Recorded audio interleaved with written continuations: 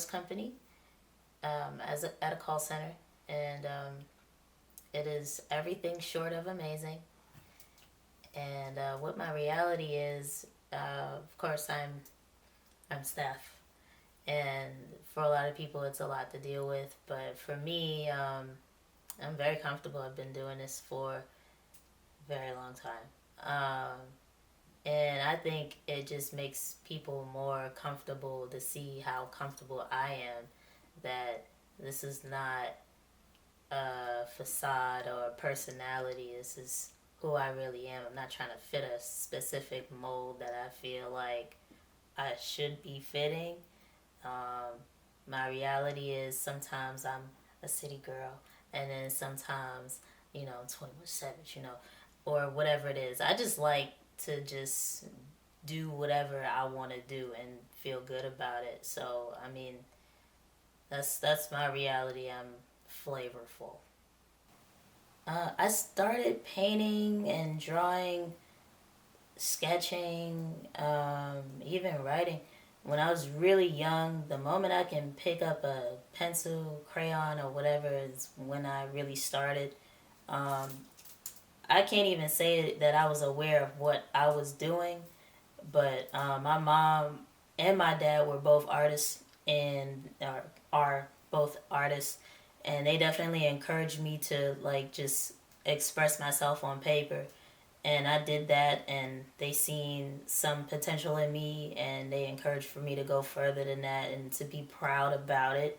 So I did that, and from there, just making them proud. And every time, I mean, my stick figures was on point, and I know that.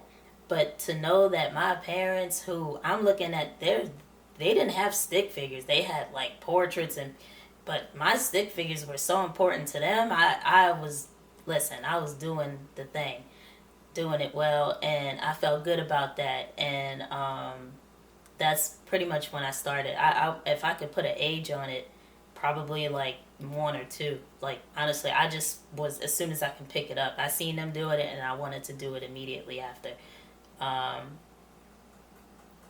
and I mean, that kind of talent kind of just runs in my family. My sisters, even my brother, we all do some sort of art on paper, and we have different styles, of course, but we all do that. So being in a home where we all did art, it just came easy, and we all encouraged each other. So it was just a natural thing. My art is inspired by mostly boredom, uh, and also by just a mood. When I paint, it's usually out of a certain mood. I mean, it could be just something plain, like I'm not really feeling sad or excited or down, but whatever it is, my art in that moment is a color or a couple shades, a couple colors, and I could just put it on there. And like I said, I know what it means, and I know what I'm looking at. But for somebody else, it'll be something different. And for me, it inspires me to continue to create, to continue to tell a story.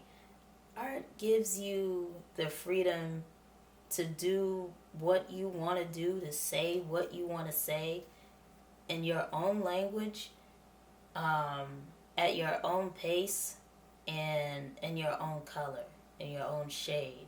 And it's unapologetic.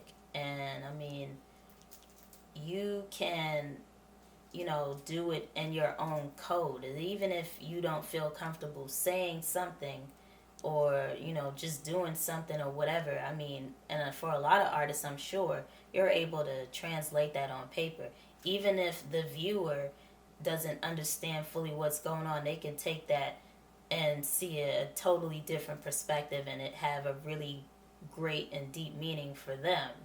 And you can get lost in that image or that painting, or even that work of writing, and it has something deep and meaningful and powerful for you in your life. Art is definitely an escape, and as long as it's not like any swastikas or anything crazy like that, yeah, you can say anything and it be unapologetic. You just feel good about it and be proud about it, and you don't have to say what it is ever. You never have to define it. It defines itself. And its definition is different according to whoever is looking at it, whoever is experiencing it. The legacy that I would like to leave behind is just making people aware that we are all different and it is okay. That is more than okay. That is what is necessary. I mean, if we are the fabric of life, then I want that fabric to be woven of all colors, of all patterns, of all textures. I want it to be beautiful. And it won't be beautiful if it's solid.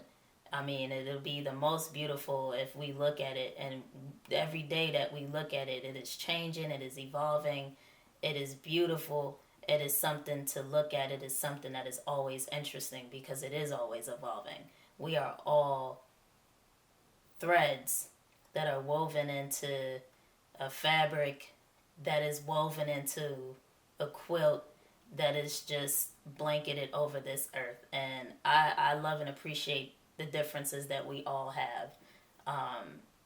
We're not the same. So it's important to keep that in mind and to appreciate that. So if I could, like I said, leave any legacy behind, it would just be to appreciate our differences. 5 things that I am proud of.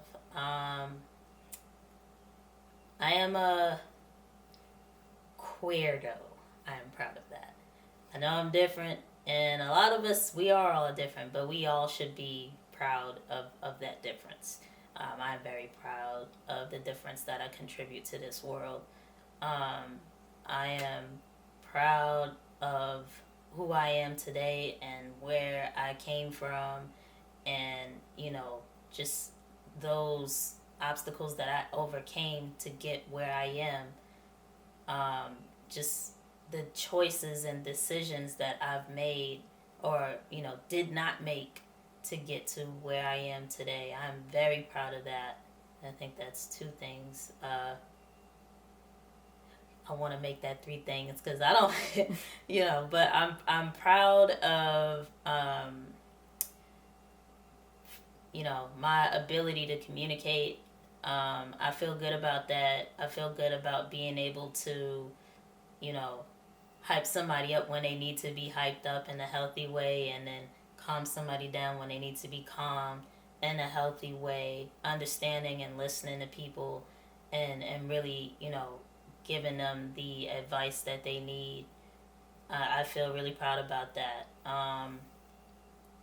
And another thing I'm proud of is that I waited to meet my soulmate, and I did not settle for other people. I mean, I've been in many relationships, and you know how it is when you get in when your first initial relationships, you feel like you could be like in love or whatever, but you don't realize that until you get older. You don't know what love is, baby girl.